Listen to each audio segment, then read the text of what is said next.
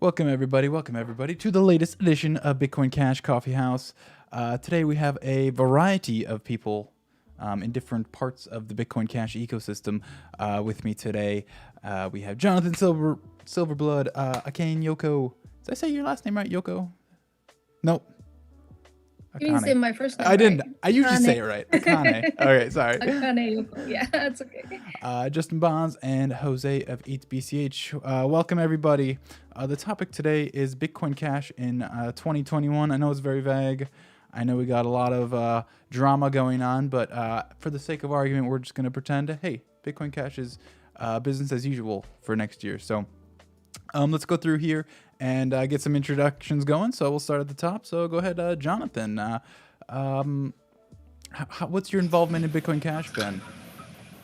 Well, I started looking into Bitcoin 2013 and Bitcoin Cash some months after it was forked. And it was a point in my life where I had never really applied myself to cryptocurrency. And I decided to just see where that led me and spent almost a year just building and building and building as much as I could, which led to the Cash accounts, the Cash ID protocol, and eventually to my current position as a developer on general protocols. Nice. Awesome. Can you kind of give a quick overview of general protocols for us? All right. So General Protocols is a company that is primarily focused on building smart contracts. The key idea is to build non-custodial products and to try to attack what we see the rules that is preventing adoption and moving forward. The first product that we're looking at is an hedge, which is a stability solution.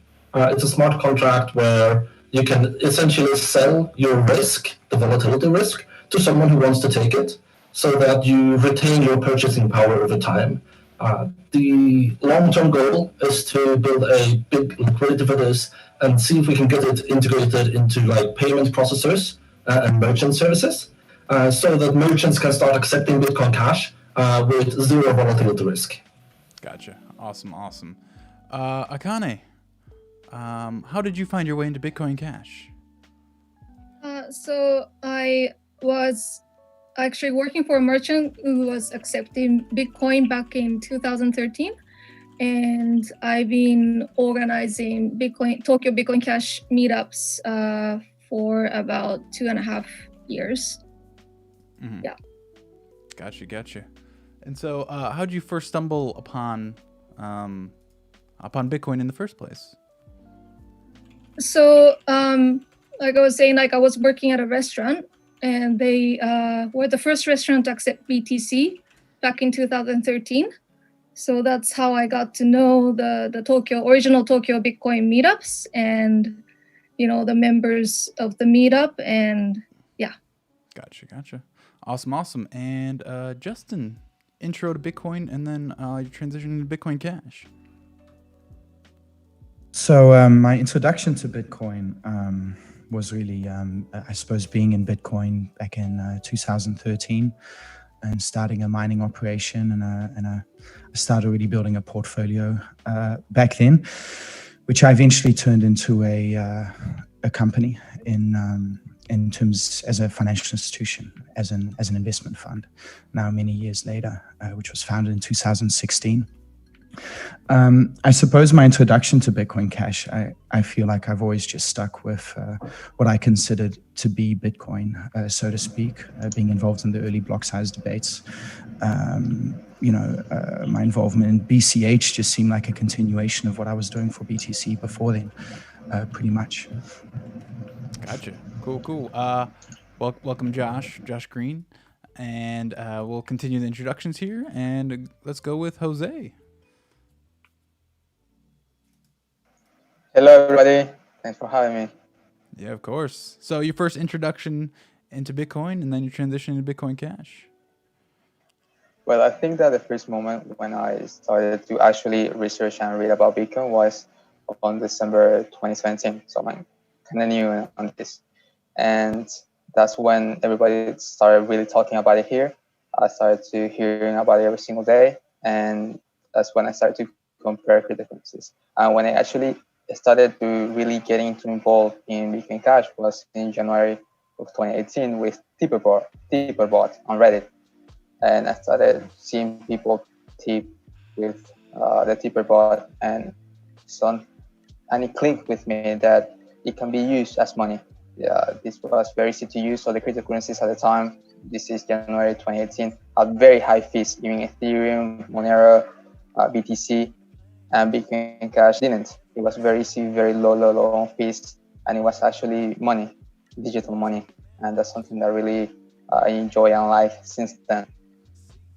Gotcha. Awesome.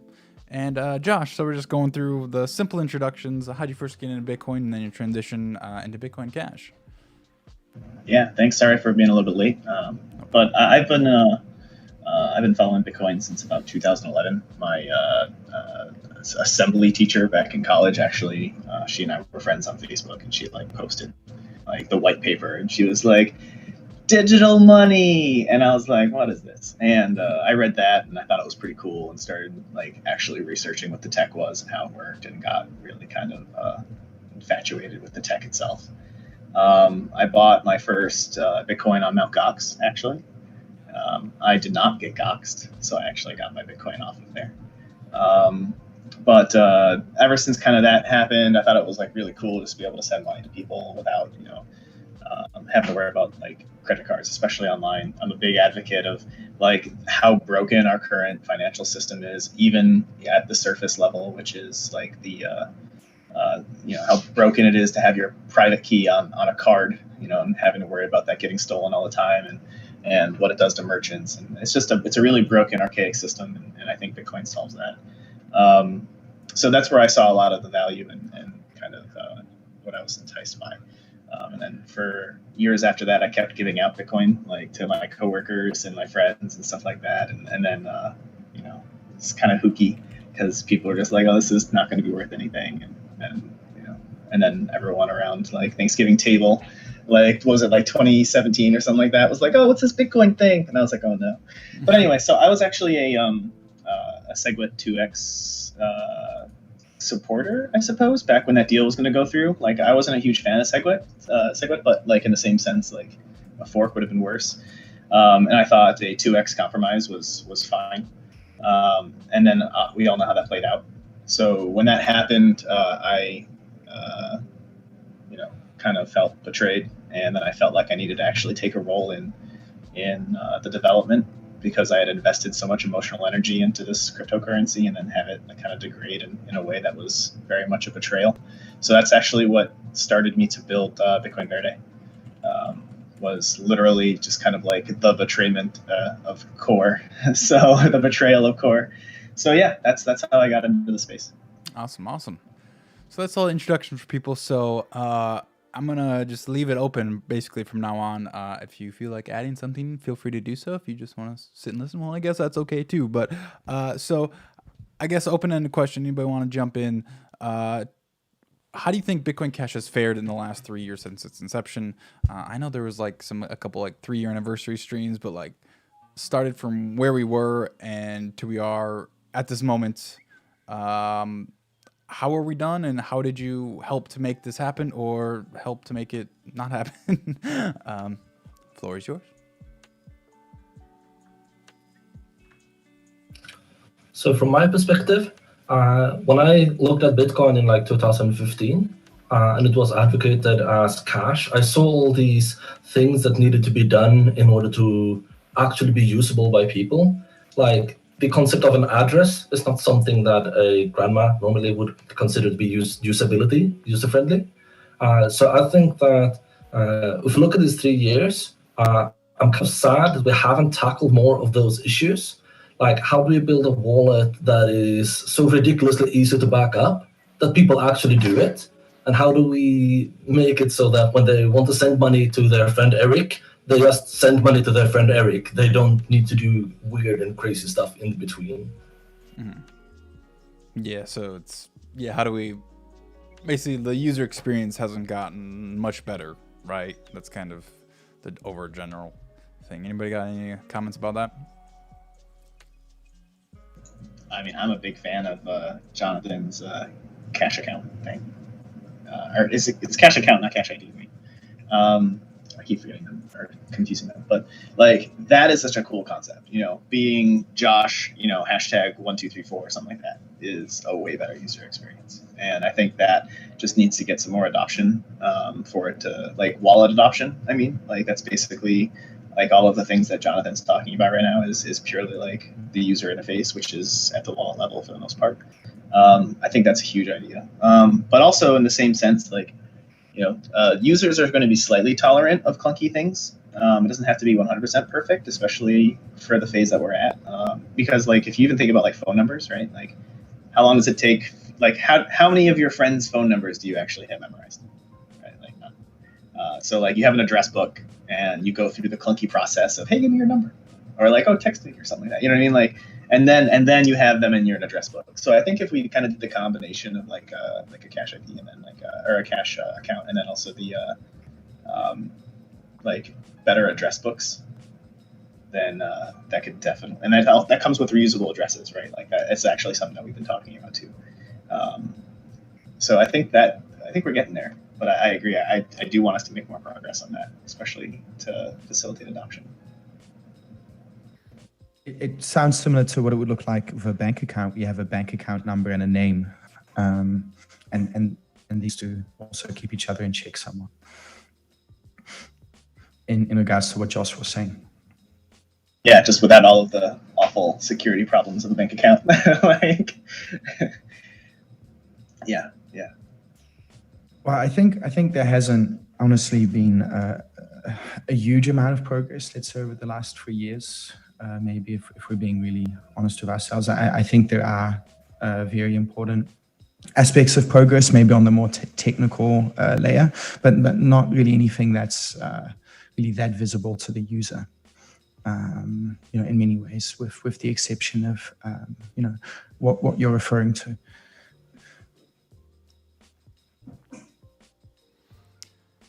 Yeah, so I guess my question from there is, how do we make it better? What do we do in 2021 to continue to make this user experience better? Is it onboarding the problem? I know, Akane, you're always doing in-person things, and so like, how has that onboarding process gotten better, stayed the same, gotten worse? So so far you've been doing like grassroots like adoption more, so using like wallets and Bitcoin.com's BCH register app. So like the merchants are accepting Bitcoin Cash directly in Japan so far, and that's about to change, fortunately. But so the user experience, I really agree with what Jonathan said.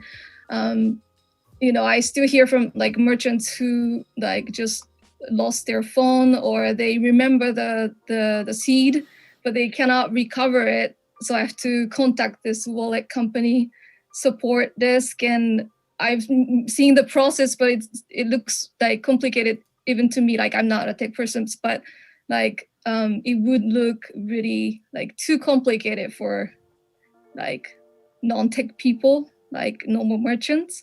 So I hope that will improve. Yeah. I can pitch in and say that I've also had merchants that I've adopted that have lost their wallets. And I think that a good solution is if you could just take like a plastic card, hold it to your phone, it bips, and then you have a backup of your wallet, and you put that card somewhere safe, and there's no more questions. When you need to do it, get a new wallet, bip it, and your wallet is back. That's how hard it should be. And I've already built this in a working fashion on the casual wallet, which unfortunately has been put on hold, and I don't have the resources to build out all the things I really wanted to do with it yet. So this might be an unpopular opinion, but I think for a lot of people that are maybe not as technically savvy or maybe don't understand how private key works, for some of these people, custodian solutions might be a better option. And I'm all for personal responsibility, but sometimes the responsible thing to do as well is to see the limits of your own capabilities. And I think this is important also for a transitionary phase. As the culture also adapts to having more personal responsibility around private keys as well, and this could actually be more of a generational process as opposed to the speed at which the technology moves. Yeah, Right, I absolutely agree. Go ahead. Yeah, I was going to say that here in Venezuela it's very interesting because the feedback that I have gotten with the wallets is that it's very easy. I mean, there's basically no drawbacks because here in Venezuela, maybe it's because we don't have like the credit card system that your country have. It's actually quite complicated to do payments, and almost nobody has credit cards. They're basically useless here because there's no credit, and debit cards. They are not quite as effective because you need a machine, card reader, and that's very expensive. So to do payment, you have to do a bank transfer directly to the bank of the other person. So you need quite some data. You need the name of the person, you need the ID, you need the bank account number, and you need these requirements that your own bank requires. For example, there are some banks that require you to have another card with some numbers to verify that it's you who's doing the transfers. And it takes 24 hours to receive the money to the bank account of the other person. So it's quite cumbersome to do. And when I show them how easy it is with Bitcoin Cash to have a wallet, and the only thing you really have to do is to write down the C words. And people do the test, sending transactions back and forth. They are basically amazed because how easy it is. And just by sending a QR code, they can scan on their phone or just copy the address. I showed them that the address is like the bank account number. So that's where the money is going to. It's very easy for them. And it's, I think there have been some people that telling me that it's the easiest method that I can think of sending and using money. And I agree with I agree though that it's difficult. I mean, the biggest fears that they tell me is the risk of losing that money, like the risk of some hacker, the risk of some people stealing their funds somehow, because they have read that somehow some person had their money in their laptop or their phone and they rooted it, jailbreak it or whatever, and they lost their money. That's the biggest fears that I have. So I do agree that there is some room for improvement there. And yeah, it has improved over time. I mean, in the beginning, you had to actually save a file on your computer, like your wallet file. And there have been many cases where people deleted that file. So right now you only have to keep some words written down, like a notebook, like Josh said, like a phone number. And so, yeah, it has improved a lot. And there's still some parts to improve. So you also made a really good point there, is that, you know, Bitcoin Cash is already a better user experience than doing bank transfers today. And, you know, that's also a very large amount of transactions that occur that way. So that's also a really fair point.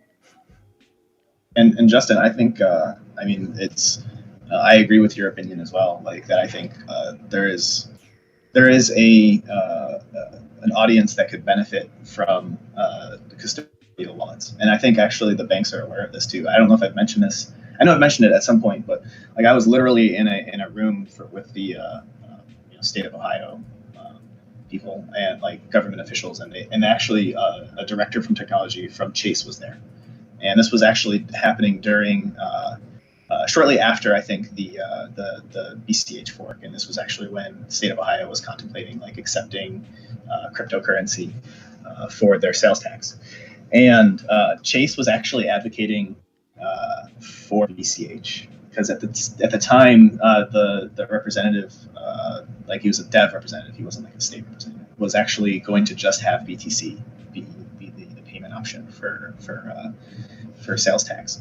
And the guy from Chase was just like, but what about fees? What about like, you know, the really bad user experience? So it was really, really interesting to hear, you know, basically what many people consider your arch nemesis in crypto, like the big bank Chase, JP Morgan, like advocating for crypto. And then I talked with him after, and honestly, his perspective was banks are going to evolve. And if you look at the original functionality of banks, like they took money and they kept it safe for people, because the user experience of holding a bunch of money in your house isn't very great. So it's the same scenario that's going to happen for crypto. Like holding a bunch of money in a technology that you may not be completely familiar with, that you may not be completely competent to deal with, isn't a good user experience. And there's a reason that there's a benefit to both the industry and then also the users to have this responsibility offloaded. The important thing, though, is that we have the backbone where you can be free if you want to.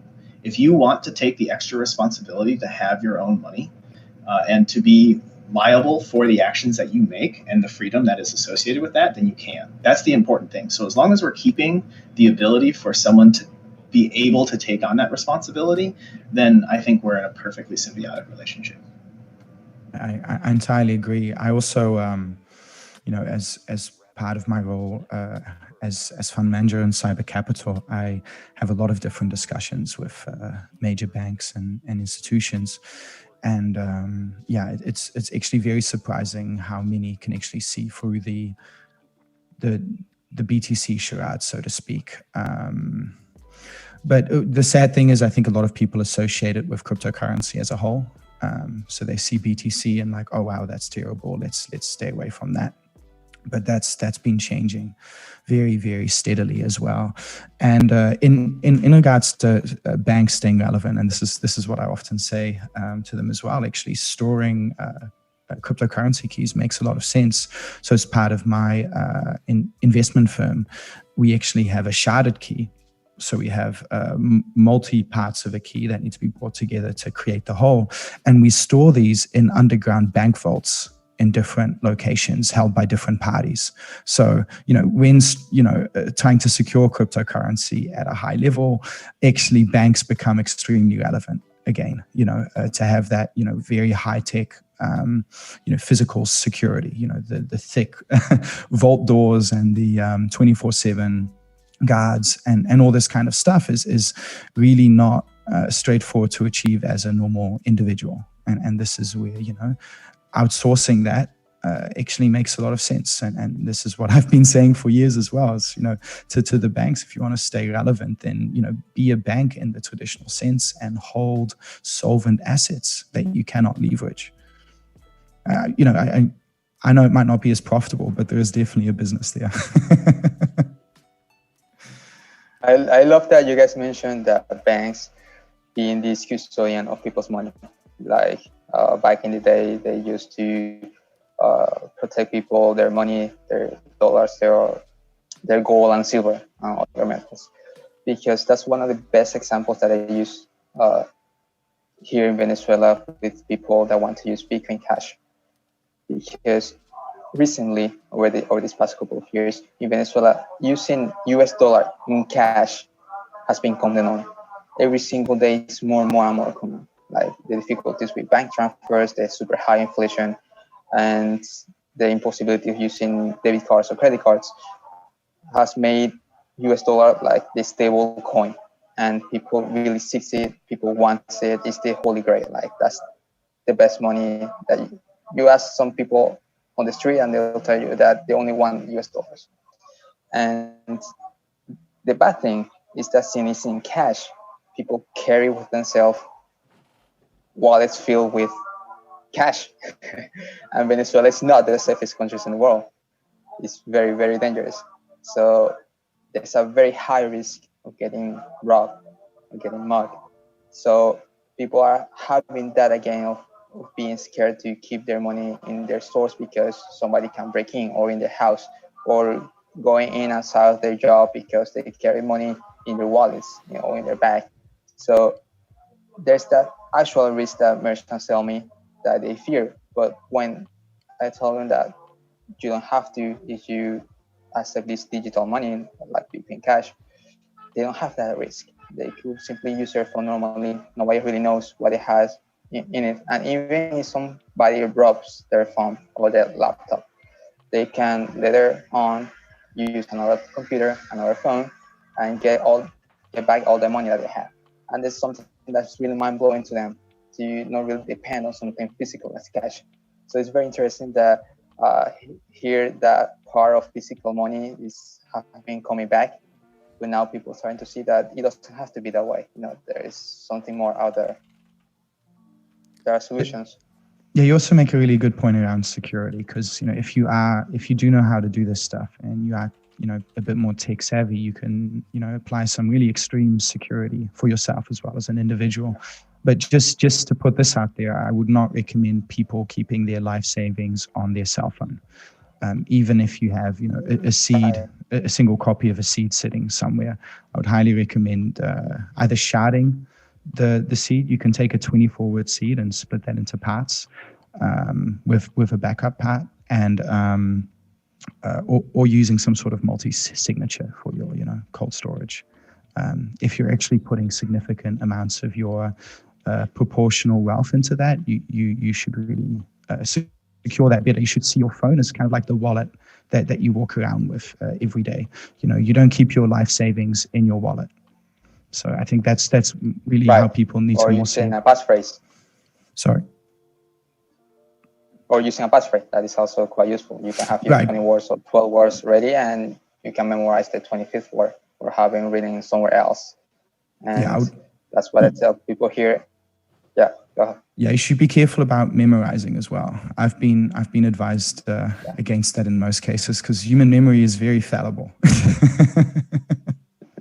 Unfortunately. And I also advocate for multiple concepts of accounts too, right? Like even in the archaic banking system, you have your checking account, you have your savings account. Like they're different accounts, right? And getting money in and out of them should have a proportionate difficulty. So if you have a substantial amount of crypto, don't keep it in what people would consider a checking account. Unless if you're going to go buy a car, sure, move some of your money from your savings account to your checking account. But your easily accessible wallet should not store most of your funds, and I think that's actually a practice that the developers that I'm associated with actually do very well. Like if you ask, the signature collection that we had to go through recently with the fork and everything, we were collecting keys. It took us 2 days to collect those signatures, because those signatures are, on computers that, or the keys for those signatures are on computers that are not easily accessible, because they shouldn't be. And this is how we're just treating our digital signature, let alone, millions of dollars should be treated at least as securely. So and the other thing is that this is hard to advocate for. It's a complicated, it's responsibility that users aren't really familiar with. If my credit card number gets stolen, or if I just am negligent with it, okay, I called the credit card company and said some fraud happened, they reimbursed me. It's a pain in the butt, but I'm not financially responsible most of the time. But with crypto, responsibility is yours, and if you mess up, no one's going to fix it for you. And that's, with great responsibility comes great power. Great power comes great responsibility, right? And I think that's something that we have to really do a better job of teaching. And I think people are getting it with the concepts of back up your wallet phrase. You know what I mean? That's actually something that most people don't have to do, right? If you sign up for an account and you forget your password, okay, well, click the forgot password link, and now they send an email to my email, and then I can click a link to reset my password. You don't actually ever have to know a password other than your email password. Don't recommend it, but you can. And now we're asking people to store their private keys as phrases. The good thing is people are receptive to that, and I equate that to the thing I was talking about earlier with people are willing to go a little bit out of the way to do the thing, with phone numbers. They're willing to share, this is a little bit of a clunky experience, but I realize that this is how the rules of the game are played. So I think that's good. I think that society, the fact that they're willing to do these things is good, but in the same sense too, we have to make it as easy as possible for them. Yeah, I'd just like to read some chat. So I forgot to introduce freetrader's actually here as well. He's in our chat. I try to give him on voice, but maybe someday we'll give him a text to speech. But anyways, going back to what you guys were talking about banks and Bitcoin Cash. Freetrader said, few people know this, but after the BCH fork, there were contacts who consulted for BNP Paribas, expressing interest in building a platform on top of BCH, which they did maybe experimentally. Banks have a lot of resources to learn from cryptocurrencies. So BNP Paribas. I guess I haven't heard of that bank, but and then Free Trade also said, I get made fun of a lot for the amount of backups I make, but then I get to make fun of people when they lose their stuff because they didn't make a backup. So better to have more than less.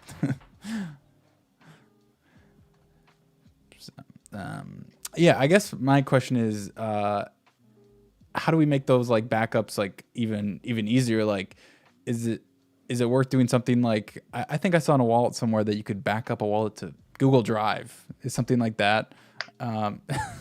Justin's like, I mean, I thought that was decent for those like, you know, that aren't really into that, but I think Justin has an opinion on this. I think for your wallet that maybe you don't mind losing, that you take out with you, that might be okay. Yeah, right. So what some people might not know is that modern versions of Android, Android 9 and app, I think, actually has automated backups of pretty much every app you put in there. And some wallets actually store their wallet data. So you actually, for a lot of people, they already have a backup. Like if they get a new phone and they just recover it the normal Android way, they're actually going to get their wallets back on the new phones as well. And I know this because I've tested building that for the casual wallet, and it actually works. So yeah, it's coming. I know that Handcash on BSV also uses this.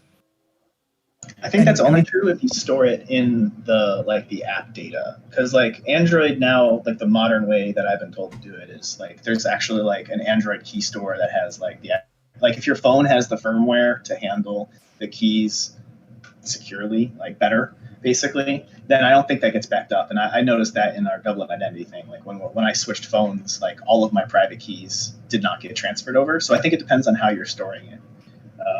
But yeah, which, you know, could be a good or a bad thing, right? It's a good user experience to have the backup, but in the same sense, you may or may not want Google to have that data. Yeah, yes, it's correct. Depends on how it is stored, and that's why I say some wallets, because a lot of wallets that are quite old by now, they were made before Android 9 and before these systems were set in place. So it kind of semi-automatically works for them. It's not the secure way, and it's, you know, you're handing off your private keys to a third party somewhere, which is bad in itself. But from a user interface perspective and usability perspective, I think it actually helps people. So as just one sense, if you only store like your wallet money on it, like the day-to-day spending thing, then it has its places. I wish it didn't happen without telling users what was going on, though. It should be more explicit. Yeah, I actually entirely, excuse me. Sorry about that. I actually entirely agree with you. And I think that it's important to make a distinction between spending wallets and savings wallets. And if people are not, you know, don't want to go through the learning to actually know how to secure things the way we've discussed, I think in those cases, a custodian wallet for greater amounts is a better option. And I think, you know, that's maybe an important takeaway in all of this. But yeah, I absolutely agree. I think for a spending wallet, having that backed up in that way, I think is fine. When you look at, for instance, Edge Wallet does that, where you just have a username and password, and it's encrypted, obviously, backed up in the cloud, and it does create a better user experience. But that's where that distinction is important. Let me just mute my phone here. Apologies for that. You're fine. We did have a question in chat. So the user experience of Bitcoin Cash may have not gotten much better, but have the applications gotten better?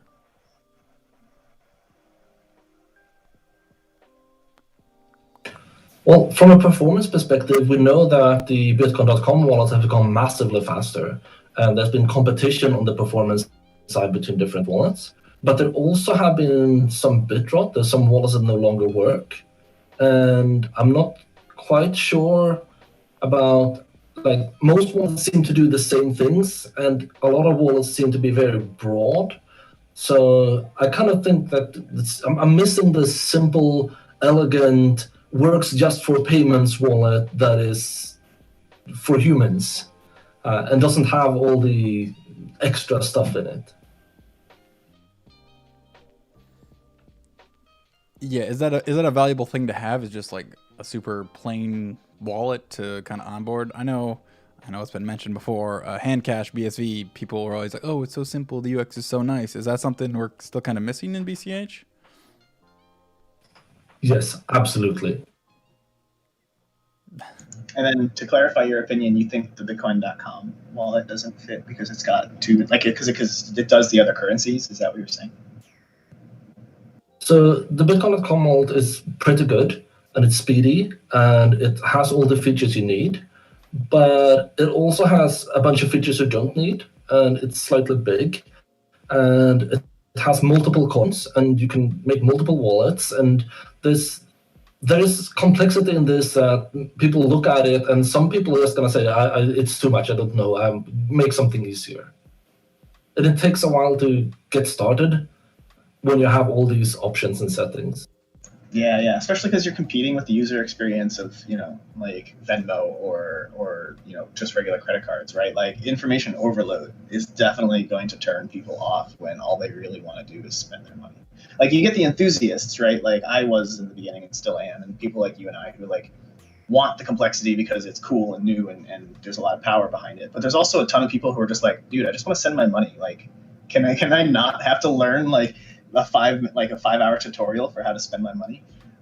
So I think that's very fair. I think having kind of like a wallet that is like a wallet for not like probably the majority of people that only does the traditional things, I think could be a good idea. And I think you might be right. I don't think there is one that does that, at least to my knowledge. So I'm looking for a wallet where after you've installed it, within 30 seconds you have your backup made and you're ready to accept and spend money. And it's the only thing the wallet does. That's what I wish there could be an option for.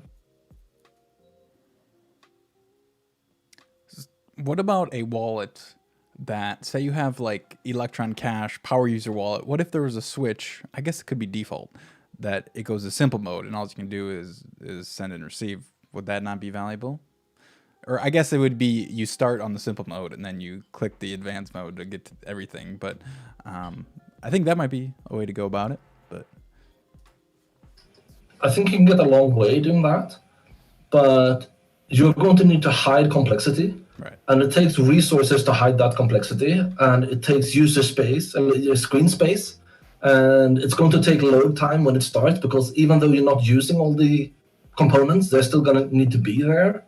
I think technical wallets have a great place in the ecosystem, and we have several of those, but I wish we had more simple or more streamlined wallets as well. Mm-hmm. Yeah, so Akane, as far as like wallets goes, have you had problems? Because you do meetups all the time. You're spending Bitcoin Cash at these places, right? Mm-hmm. Yeah. All the places accept Bitcoin Cash as payments. Gotcha. And daily. Have you ran into any problems? Because I know we had a meetup a while ago, and we used somebody had the BitPay wallet, I believe it was, and we were trying to, or no, it was Bitcoin.com wallet, but it was a BitPay point of sale. And basically, what happened is that I paid for mine, and somebody else tried to didn't have or they didn't have confirmations or something on their wallet. So I was like, I'll just pay for it and you can pay me later. And then I tried to pay for it and I couldn't because my change was unconfirmed in my wallet.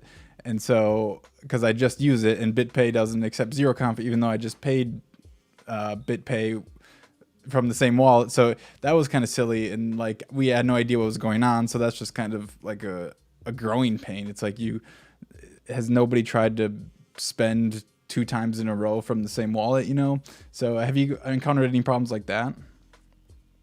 Well, when we had bigger events with lots of people, 100 people or something like that, and when they use wallets at the same time, sometimes that happens, some people cannot pay and stuff like that. But usually so the merchants in Tokyo are accepting BCH with a wallet, usually with a wallet or Bitcoin.com's Bitcoin Cash register app. So they accept zero conf. So we don't usually have that problem.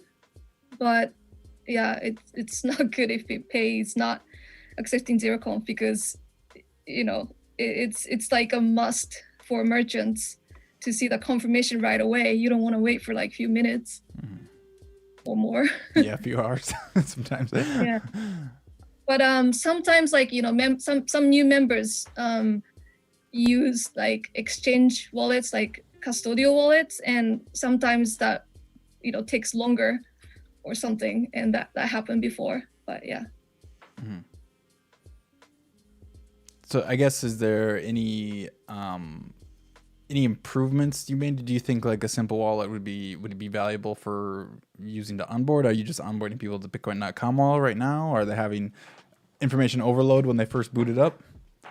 You mean like end users, like meetup members? Yeah, like kind of new users that you're onboarding. Yeah. Yeah, it's a difficult question. No problem. Because recently, like, some wallets had some problems. I don't want to say which wallet and stuff like that, but yeah, like I usually we like to recommend Bitcoin.com wallet because it's easy to you can download it and use it right away. You don't have to give any personal information like email address and stuff like that. So it's easy, like if you want to onboard somebody quickly. But yeah, we also like we sometimes recommend Edge wallet as well, and it's very different from Bitcoin.com wallet. It has like many coins, many kinds of coins, and also you need like a login, like a registration, like email and username and stuff like that.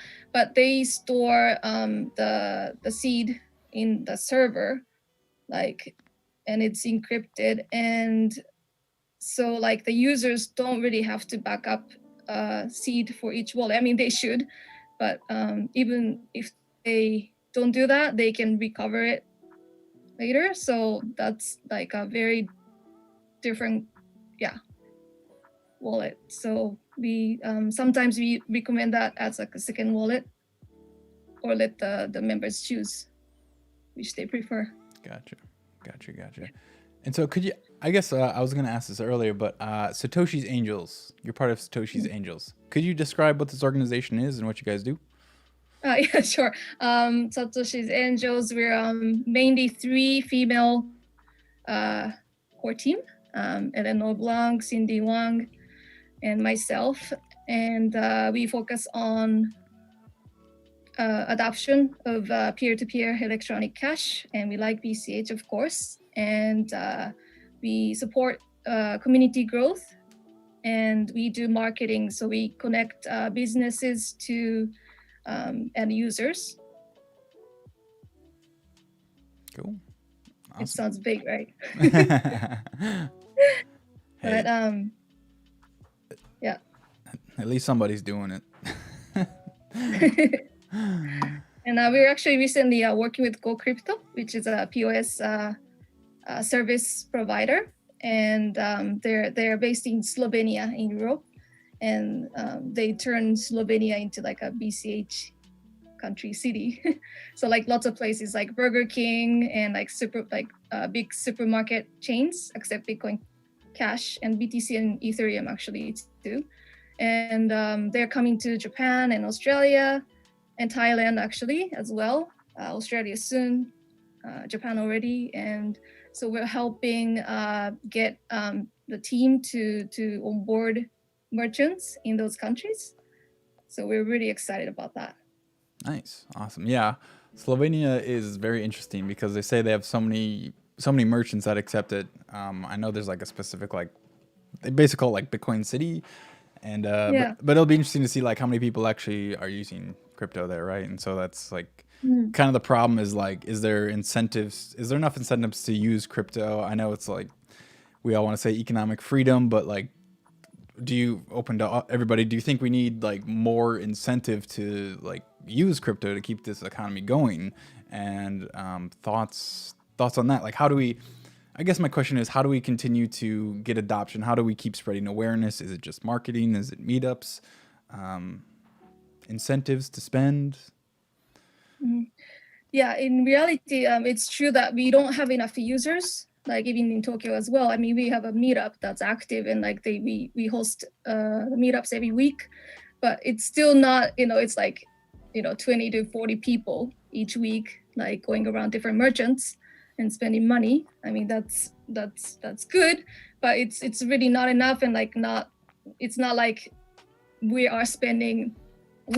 like not like many people are spending crypto like daily, but it is a chicken and egg thing maybe. But I think if there is like more infrastructure, and meaning like, if there's like more places accepting crypto, and if it's like a more normal thing, people will notice it and might want to look into crypto. I feel like that's why I like to focus on spreading merchant adoption. Mm-hmm. Yeah, I mean, it's just marketing when it says Bitcoin Cash accepted here, right? Yeah. And also, well, in reality, like merchants are adding more prices to their items or services because they accept credit card and stuff, and they pay quite expensive fees to credit card companies. So like they have to include like extra fees to the prices. So this is making the prices of their service and items higher, though we don't really realize it. And so if more merchants start seeing the benefits of crypto, that it's cheaper to use, and they don't have to pay like a lot of money to payment service providers, and then I don't know, maybe they can give a discount for crypto payments and stuff like that, and maybe through that people might realize more that crypto is cheap and it's better. Maybe. Right. Yeah, I think it's usually like 2.5% on credit cards, so you could really just yeah, sometimes like 5%. Wow. Depends on the provider for sure. And then like you also have the static fees too. Like sometimes it's like 5 cents per transaction plus a percentage. And I think that like the incentive really needs to be there too for the users. Like they need to like see a discount or something along those lines to really say, in order to break the ingrained kind of monotony that they do, like when they hit the checkout line, like the first thing you do is bring out your wallet, right? You don't even think about it. Like that's just what you do. So in order for people to break that and say, okay, instead of bringing out my wallet, I'm going to bring out my crypto wallet or my phone or something like that. You really need to have that be an active part of their brain. Like, I need to get a reward for doing this. And I think like that's where kind of like tokens can definitely play a role. Like we have this concept, at least in the States, where like, I'm not sure everyone has it, but like you, if you frequent a shop, you'll get like a little, card stamped or something like that. That's cool and all, but now I have like one more thing that I have to keep track of, and what happens if I forget my card, or like, like especially because usually it's literally just like this little piece of paper with a hole punch, and like instead of doing that, we could just use SLP tokens or any sort of token, and like that could be a part of your transaction when you buy with Bitcoin. Like pay with Bitcoin, and then you'll also get your loyalty points like sent to your address, and then when you have enough loyalty points, you like pay with your SLP tokens. Like that's a great user experience, and like that can motivate people. Just that little extra bit, you know what I mean? Like instead of just taking what can be the easier path forward, which is bringing out your credit card, like incentivizing them with something extra like that, I think is half of it. And it could be, these reward points, or it could be a discount, because we're saving on credit card fees. But I think there needs to be something there, just to prove that it's a better experience.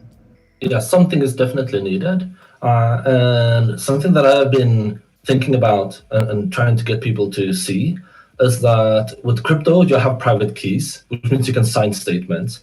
And you can also encrypt if you share the public key somehow, which means that you could, in theory, today, if someone just sits down to build this, go to the store, and when you pay, you get an encrypted receipt sent to you that others can't look, and you can always look it up. You can share it if you want to, because you own the keys that unlocks it. If someone wants you to prove that you were the one purchasing something, you can easily sign a new method with the same keys that originally purchased it. And you can also combine a bunch of the things that we have today, like you have a gym card, you have a bus transit card, you have membership cards, all these things, they are just there so you can prove that you have paid in one way or another. You can bake all of those things into your private key and remove all the overhead. It saves a bunch of money in like management of all these things. It makes it a lot easier for the end users, like you have one thing instead of many. And it makes it easy to back up. Like if you get a physical membership card for your gym and you drop it, then it's a hassle to get a new one, even though you have already paid, because you need to get bank statements and whatnot. But you could just, recover your key from a backup and you're back going. And going forward in the future with phones and smart locks, and a key is something that is duplicatable, but the private key is much, much, much more difficult to deal with from that perspective. So we have an entire world of convenience that we can offer as a feature. And I hope we go in that direction and build some of that. Not to mention, when you sign up to new things today, you usually need to provide a bunch of personal information. And sometimes this is exclusionary, like if you're living in a specific place, you can't take part of it, or if you don't want to share your privacy, you can't take part of it, or if you're a specific age, you can't take part of it. And all of those things can be made as simple as like you touch your phone on a small pad and suddenly you have registered, you have logged in, and you have an account and you're ready to go. And you don't need to write anything. You don't need to have to accept the service license agreement. You don't have to do all this meaningless human labor. We can certainly offer an advantage if we want to. You've like literally described Dublin identity. Like it's actually like, and that's actually like getting a lot of real traction. And I think like when I talk with businesses and local governments, like the thing that they really like, blockchain is the word they use, right? Because they don't know what it means. But really what it is, it's like most of what they think is cool is cryptography. So really what we're using is we're just basically using this word blockchain and being like, hey, look, this concept of cryptography or asymmetric cryptography is normal now and you should start using it. So when you drop your kids off, or when you need your uncle or your kid's uncle to pick up your kids from school, like you sign a cryptographic message that says, John can pick up my child today, instead of like this weird broken system where he probably can't go pick up the kid because you called them in. They're not really sure if it's you that's called or if it's like some random stranger who's going to abduct your child, right? Like these are all use cases that are legitimately like improving society with the use of cryptography. Like it's not even like all the other stuff of blockchain or crypto. It's literally just the asymmetric cryptography of signatures. And like it's a huge boon to people and the local areas that they're in. And I'm really excited for it to gain any semblance of traction whatsoever. And like being able to sign into a public meeting like for your local government, right? Because that's what you have to do here in Ohio, right? You actually go up, you write your name on a piece of paper, and like, it's them recording that you're there. And instead of like doing that process, especially with COVID now, where everything is like socially distanced, like you can do this stuff from home now. Like you can have your local government live on YouTube, sitting at home and being like, yeah, I'm here and I would like to like vote on this poll of whether or not I think my neighbor should be allowed to like raise their like fence height or something like that. And then have it be in a way that is proven that you actually live there and that you are a resident, but then also like giving that power of privacy to the consumer, where like they know exactly what data is being captured. They can say, no, I don't want to submit to you having my phone number and my GPS location all the time or something like that, which by the way, that doesn't happen. But like being able to actually be cognizant of the PII that you're sharing and have that be a permission-based thing is the future of the world. And like, I genuinely think we're going to get there. It just takes time, and it takes people to actually put in the effort to get us there. So I'm genuinely very excited for the future from that perspective. Yeah, so this is also one of those things that Bitcoin did really, really well, because cryptography has been around for a very long time. This is nothing new. But what Bitcoin did is that they aligned the incentive to keep your keys available and properly backed up with your financial spending power, which means that everyone who needs to spend things have these keys. And there's been a lot of attempts to try to build these cryptography-based solutions before. most of them have like failed because they aren't good with this. Cryptography is a relatively new concept from a mind perspective.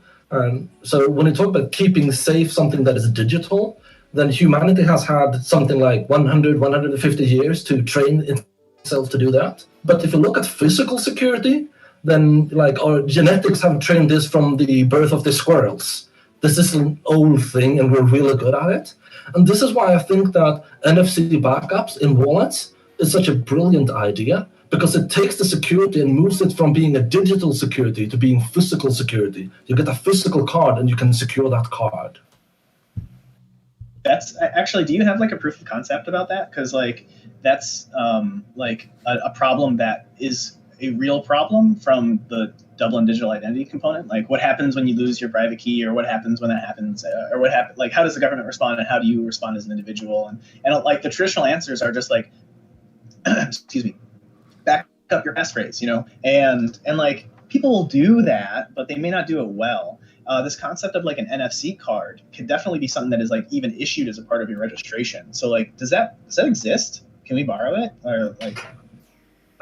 Reach out to me later and we can talk more in detail, but I can tell you that yes, I have a proof of concept. I have a wallet that actually does it and it works, and I have physical cards with my actual keys on them. So this is something that it's coming. We'll talk on Tony. Thanks. Akane, I guess I don't really follow this question, but I'll say it. Is it possible to register all the list of... Sorry. Is it possible? I've been like imagining, going wild with the imagination. No, like it's just like going back to the old topic, you know, how to store Cs like more easily. And I was just wondering, like, if it's possible to register like all the list of, you know, Cs of all the wallets I have into my fingerprint or something. Fingerprints are not that. I wouldn't say they're reliable enough for that. Like if you use it. Yeah, I have seen wallets actually do a whole set of biometrics and then making that your wallet. Okay. But I'm very skeptical, and Okay. I'm not sure if they're still around. Right. Yeah, it's definitely doable, like you're saying, but the problem is that, you know, like if your fingerprint gets compromised, like you can't generate a new fingerprint, right? Like if your private key gets compromised, you can generate a new private key. But if your fingerprint is tied one-to-one to a key or even to a set of keys, like then you as a person are now owned, right? And that's not where you want to be. So like it's definitely doable. It's just really dubious. So. What about eyes? It's also very dangerous. When you talk about two-factor, multi-factor authentication, and you talk about the something you are part, like the biometric side, then as soon as you start to use that as one of the authentication mechanisms you have, you actually give it a lot of value, which incentivizes people to take it or abuse it from you.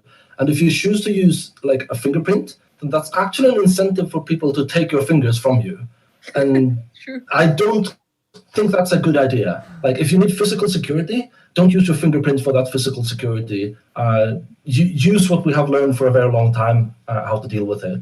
Okay. Yeah, I've seen enough movies where they bank vaults. Yeah, I've seen enough movies where they chop people's fingers off or take a hat off and put their eyeball to the camera. So no thanks. Maybe some temperature and fingerprint and some pulse. I don't know. So now when you're sick, you can't buy your medicine because you've got a fever.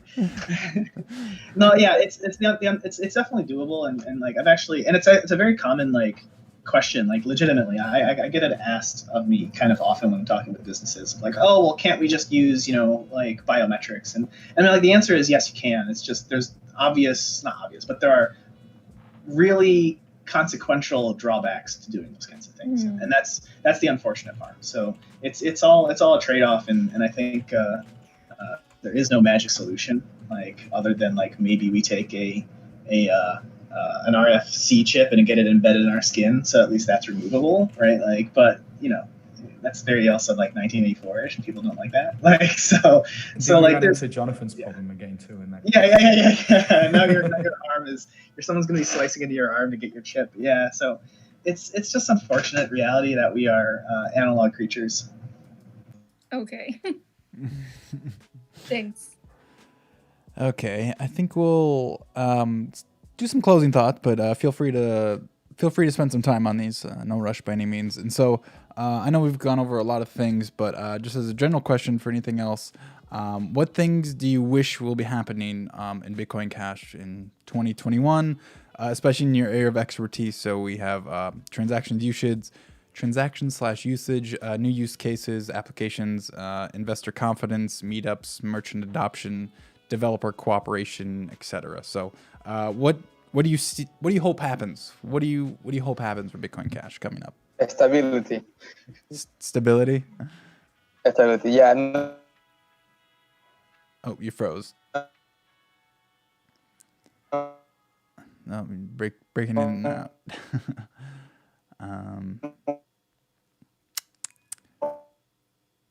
Losing your internet there, Jose. So,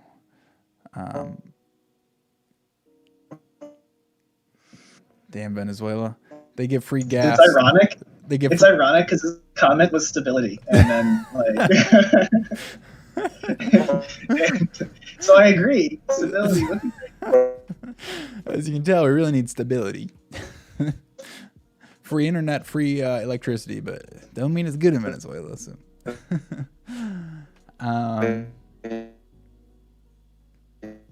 All right.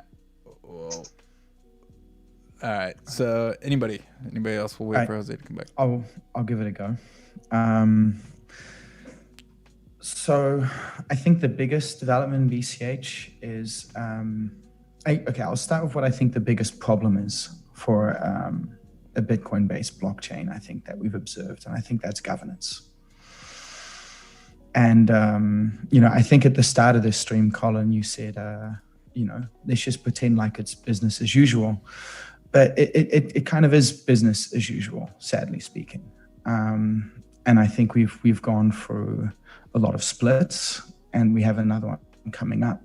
But I'm seeing something very significant in this split that I'm not sure what the outcome is yet, but I think it's very positive in regards to ABC having lost a lot of their support. And what's significant about this is that if BCHN, or Bitcoin Unlimited, at least Bitcoin ABC splits off as a significant minority in this case, that would have been the first time that through the splitting mechanism and through the ecosystem, providing a check against the power of a development team, has been able to overcome that. Because in the BTC split, a rogue development team wasn't overcome. The ETC split was more of a minority splitting off, not rebelling against a majority development team. So that would be a very, very significant development. And I think there is also a certain degree of cultural development that occurs as well, as the BCH community. And I hope that we learn some very, very important lessons here. Lessons that I hoped were already learned.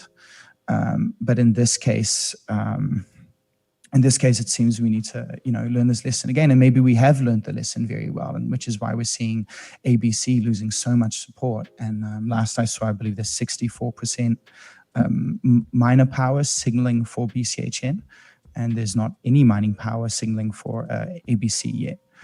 So, if this really occurs, this is a huge breakthrough. And what I really think what's happened over the last 3 years, I also started off by saying I didn't feel like there was much progress in many ways on certain fronts. And I think that's for the same reason why there hasn't been a lot of progress in BTC as well. And I think that's stagnation due to, toxicity in the development culture. Right. What I think is the perfect example of this is ASET, is the difficulty adjustment algorithm. Ignoring all of, the technology and those discussions around it. I mean, this should have been done years ago, right? And the reason why it hasn't been done and the way this has been treated is a perfect example of a greater systemic problem. And my hope is that now that, this is solved and, ABC, which is clearly gone rogue from my perspective in implementing things into codes, not as proposals but as announcements, ignoring community ecosystem feedback. I think a lot of people that would have been put in the position of Armory, would have responded like this. So I think, we should maybe look at ourselves more and not put people in such a position again, because, power corrupts, and absolute power corrupts absolutely. And we shouldn't give people too much power, especially in the form of creating some sort of lead implementation. We really need to take the approach of taking multiple implementations, and we need to be comfortable with the idea is that, this implementation that they want to fork off and give part of the block reward to themselves, that's fine. And if everyone tries that again in the future, it's just going to be another insignificant fork. And I think that's a huge development. And what I hope to see in 2021 is a huge spurt of development and new developments that we're going to see, and where BCH is finally, unleashed, so to speak, because there's been so many things that have been held back because of this. And now we're seeing developments come out of the woodwork and finally being able to also build and also improve the protocol itself without having to do all of this as a second layer, essentially. And that's where the really critical junction comes, in that right now Ethereum is very dominant in terms of usage and utility. And I think we need to have humility and take lessons from that. And we need to look at Ethereum and see why they are successful.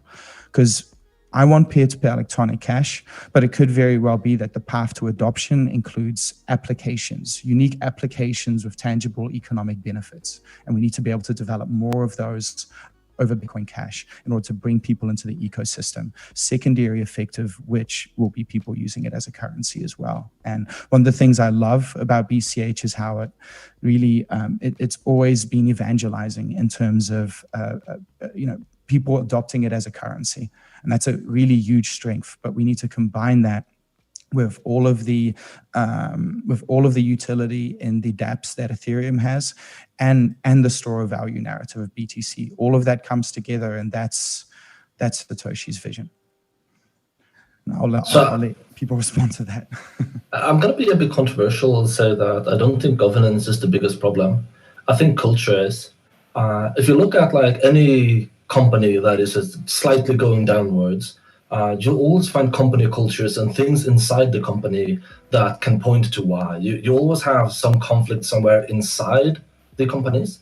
And if you look at Bitcoin Cash as an ecosystem, we kind of reflect those things quite well. And we don't really have any established tools for how to deal with it. But there are people who make a living from improving company culture. Like they come into companies and they help promote a better and more healthy and sustainable company culture. And I'd like to make a shout out to Emergent Reasons for this. In the last half year, the work that I've seen him do in setting good expectations and painting a picture of why this culture is so important has really been inspiring to me. So I think I think culture is very important at a small scale for cryptocurrency, because honestly, at a small scale, I don't think the governance is actually functioning together. So it's kind of that challenge of how to bootstrap the thing. Okay. But the thing about it is that, and this is very important, is we don't want to have to rely on culture for the thing to work. That's how democracies, often dysfunction, is because they're reliant upon an enlightened population. What we want is a system where people don't rely on the culture.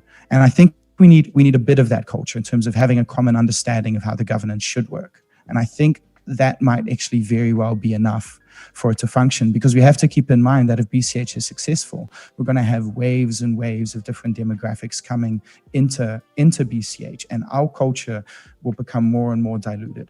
So it's important that it can function on incentives alone and an understanding of this is how the governance works. Because so I think to some degree we are in agreement here. I'm not talking about culture across the entire BCH ecosystem, like including the merchants and the users and the developers and all that. I'm talking about, if we look at Bitcoin Cash as a protocol, and we have some node developers primarily, who are the people who are in control of putting that protocol, moving it forward and implementing it. The culture that specific group is having, that's the issue. That's where I see the problem. Like, there are other problems with culture on a grander scale. Like, I actually think Amori has pointed out this quite properly, how overall we are in a victim culture where we think we are suffering from all the bad things that Core have done. I don't think that's healthy either. But from a development perspective, if you look at a company and you have people to make decisions without debate and without discussion first, and when they get backlash, they just overrun it, you don't build effective and functional company structure that way, because that is detrimental to the company culture. People get demoted, they get non-inspired, and they stop working efficiently. I think we can look at this a bit differently as well, because you're saying, well, if the company culture or the ABC culture in this case goes toxic, right, then we're saying the culture is the problem. But I would take this from a different angle. I would say we should expect this to happen to organizations every so often. It's just human nature. And, we need, when this happens, it's somewhat like when you look at an enlightened monarchy or a benign monarchy. You go, okay, this singular leader is fantastic because he's benign, he's making all the right choices. And, then he might go insane, or then maybe his successor might be insane, or might be a very bad ruler, right? So I think the problem is more as an over-reliance on a single company culture. Is what we really need is we need a large spectrum of choice and division and competing implementations in order for that to create a balance. Where also naturally, people that have the bad culture are going to be less competitive in this type of free market, essentially. And I think there was just too much language around, lead implementation and, a dangerous meme, so to speak, I think. And in that sense, I agree with you in that the culture is bad. And that's where I also agree with you, is that there's a certain degree of culture that's necessary for this to function correctly. But I just don't, if it's too much, then I think it's a system that's systemically flawed, ultimately. And that's I hope that that's not the case, obviously. I think I agree that they go hand in hand, right? Like, I think if you look at the BTC BCH split that we went through, right? Like, it instilled a certain value, like it collected and kind of calcified a certain value in our current culture, and that is like, on-chain transactions, block size, scaling, etc. Like, those are the things that we kind of value, with the freedom to go there, and in some sense, even like this concept of node diversity and development diversity. And I think we're going through, and that was a trial, right? We as a community had to go through that and take our knocks and learn some things. And I think that's happening again now. And I think that's going to again set another kind of cornerstone in what it means to be Bitcoin Cash. And I think the lesson that we're learning here is the importance on a fair governance model that isn't just dictation. And I'm really optimistic that this is a value that we as a culture and a community can come to a solution once we've gotten through this strife. There's a lot of proposals out there that I think assume that everyone wants to be that is a good actor, but we also realize that there needs to be some sort of structure in place so that it can be effective. Because what you're saying, Justin, is 100% right. Like, as we grow, we're going to have more people come into the space, and it's important that our culture attracts the right kind of people. But in the same sense, every time that you add someone, the culture is going to change. And that's the same thing that happens in businesses. Like, when I run my business and I'm looking at bringing a new person on the team, it's immediately like, well, how are they going to influence the rest of the business? And what's that going to do? And that's an important consideration. And the good culture begets good culture, generally speaking. But in the same sense, you can't just rely on the culture to keep the bigger picture in check, because it's going to evolve. But it's important that you start off with a foundation of like views. If you start off divided, then you're not going to get anywhere. So ultimately, it sounds like I agree with both of you. I think the culture is important. I think culture is definitely what we have going for us right now. And I do think that we need to look forward after November and say, well, how do we prevent this from happening again? What is the best path forward? I'm genuinely optimistic. Like, I genuinely think that all of our opinions are going to be aligned, and like, maybe not everyone's going to come to the exact same conclusion for what that best solution is, but I generally think that all of the attempts are going to be amicable and well-intentioned, and hopefully the one that we pick is the right path. So. All right. Moving on from the governance and culture. I know it's important, but it does gets a little beat to death. Let's just say I've talked about it a lot already. So 2021, anybody else? What other new use cases, applications? I guess kind of the culture for you, Justin, is kind of like investor confidence. Are we going to have more investor confidence after this? Are meetups going to continue? I know some meetups might have been shut down. I know specifically Laura has kind of been burnt out from all this, and she does meetups in North Carolina. So things like that. I know Jose just went through a lot of stuff. Jose, you got an Eat BCH Flipsider campaign going on. So donate to that as well. Hopefully you can keep going that. So floor is open. Yes, please. It's live. Everybody, please check it out. I'll appreciate the support. There you go. Shut up. Shout out. So yeah, merchant adoption, new use cases, applications. What do you hope happens?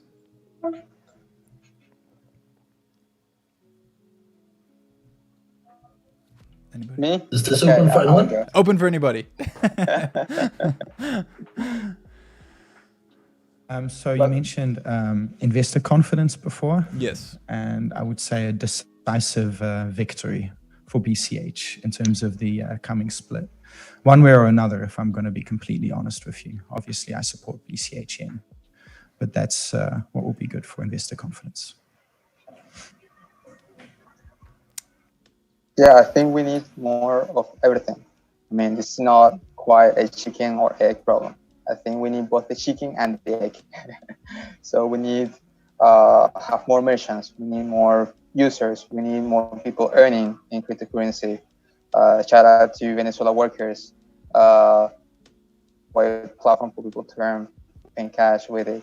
We need more of everything. We need more marketing. We need more support, more apps, and I think having like I was saying, a stable ecosystem, like kind of stable momentum is quite necessary. The things that hurt Bitcoin Cash the most in the past hasn't been our lack of wallets or our nodes or our software. It has been all the division and all the attacks and all the splits and all of that, which is not necessary. So I think that we need to keep the momentum, and sooner or later it will happen. The adoption will grow. We have a lot of people that are active and they are passionate about cryptocurrencies, Bitcoin, and it will happen. We just need to keep that momentum going, that energy. I just want to say, first of all, I hope we stay united, like, if not completely, mostly, because it will really affect the adoption, like merchant adoption and meetups, because from the past split, we had some quite many meetups going inactive because people lost faith and stuff like that, and merchant adoption had some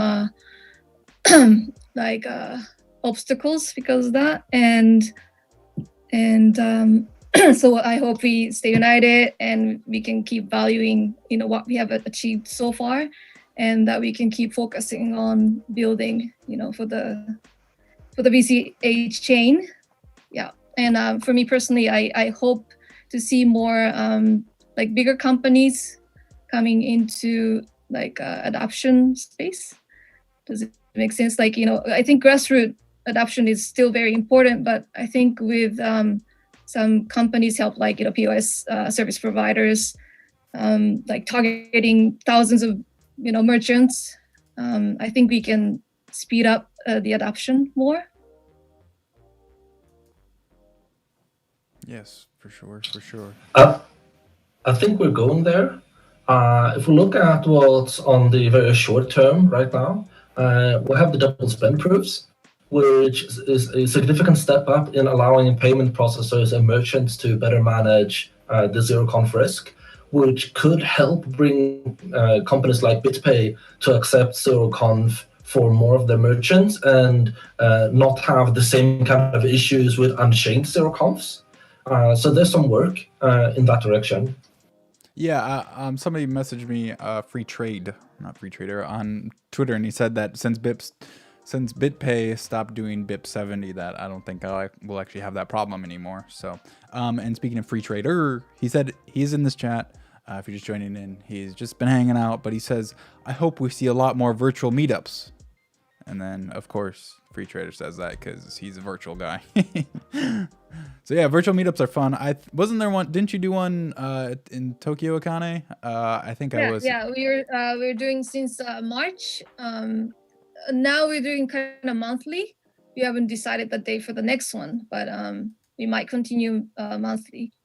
We were doing like weekly, bi-weekly, but physical meetups started again, so we're doing less of the virtual meetups. But yeah, I just didn't know like if anybody wanted to see virtual meetups happening. So yeah, I think there's demand. Yeah, I think they're fun. I mean, I kind of used to do those, just like throw out a link and see who wants to hang out, right?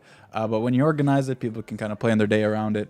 And so I know the Tokyo one is completely opposite my time zone, so feel free to do that. Europe and Asia basically can do it. And then so yeah, I think virtual meetups are always good, and those are really easy to organize. Just put out a link and a Zoom link, and that's it. So Yep. Okay. Cool. Yeah, do we have any last thoughts on Bitcoin Cash in 2021? I have plenty of thoughts. I have a whole list of things that I know is upcoming and that I've been eager to talk about, but they haven't really fit any topic yet. But if you don't mind. Yeah, chill it. All right. So I think that for 2021, we're going to see a big change in how smart contracts and decentralized or non-custodial services are going to start rolling out on Bitcoin Cash. And the reason for this is that we're going to see the bigger integrate changes coming. We have people working on it right now, and the target is for May 15. And that might actually also come with the multiple opcode, multiplication opcode, which is currently missing and makes development somewhat weird. Like, you can't use basic arithmetics because you're missing one of the foundational parts, and that is coming. And there's also talk about, and I think Jason Dresemer is trying to get this done, the ability to push the transaction information into the stack while you work on it, which would reduce the need to do one of the weird hacks we do today that cost a lot of opcodes in order to constrict transactions based on what's in the actual transaction, which would make it much easier and would make it much cheaper and more efficient to write smart contracts in the first place. And there's also discussion on increasing the opcode size limit and potentially building it on a weight system based on how expensive the opcodes actually are. Like, verifying a signature is much more expensive than adding two numbers together. So from a smart contract perspective, we have a bunch of things on the table, some of them expected to drop in now for May. On the medium term, we have a bunch of things that's looking at the capacity or the efficiency of the network. Like, we have people wanting to build and push out new and improved propagation protocols. And there seems to be some agreement across the nodes to actually agree to do the same one for all of them. Like, before we had BU were making graphene, and no one else were really doing anything except Jonathan Tuman, who was experimenting with Xtiner. But what I see now is that most of the nodes are saying yeah, we want to go in this direction, and they might go for more than one of these because they're good in different circumstances. And the unconfirmed transaction limits is also something that is being worked on, and everyone seems to be in agreement that that has to go. Probably going to go in steps. So we'll start off first by just jumping the number up quite a bit based on what actually is available with the nodes on the network. And then I think Xander from Flowy did some research into Like, why do we have this limit? Oh, it's the child pays for parent parts. And who uses the child pays for parent parts? And that's no one. So like, if no one is using it, why are we restricting things based on it? So it's very likely that on the medium term, this limit is just going to go away entirely. And there seems to be broad support for that. Yeah, I'm going to piggyback off of what Jonathan's saying. Like, I've been like very much tuned into all of the node implementations and what we're planning on doing going forward, and like, it is so exciting. Like, it genuinely is the most warming feeling I've had throughout this entire year, because like everyone is working together, everyone is actually excited again. Is actually how I would describe it. Like, genuinely, people are like, hey, this is a cool idea. We could actually look at implementing this now. And it like is like there's such a weight off of like innovation off our shoulders regarding innovation now. Like, people are excited to actually come up with new ideas and make the protocol better. And it's such a breath of fresh air. Like, it genuinely is. And like, there's a lot of cool ideas happening around on bitcoincashresearch.org, I think is what it is. Like, if you want to check out what we're talking about, you can check it out there. A lot of the conversations outside of that are just in like private telegrams, but like, really, like, it's so great. Like, it's really honestly refreshing. All the things that Jonathan has just mentioned are things that like we have no reason to not do them, so let's go do them. It's awesome. It's really cool. So I'm excited. Bitcoin Unleashed. Yeah, and that's what I was saying before. Really, the smart contract stuff I think is absolutely critical for us to really compete in all of cryptocurrency. I really think, and really the work you're doing there, Jonathan, is really good as well. And that's what we need. And what's happening now, politically speaking, allows that now to really thrive. And I'm really curious to see where that's going to go. But I think over the last few months, I felt like more bearish, and then I went more bullish over a very short period of time there. So that was a fun roller coaster ride, as it usually is. Never boring. It's never boring in Bitcoin Cash. That's that's for sure. Yeah, Jose, you might be frozen there again, but any last thoughts? Oh, there you are.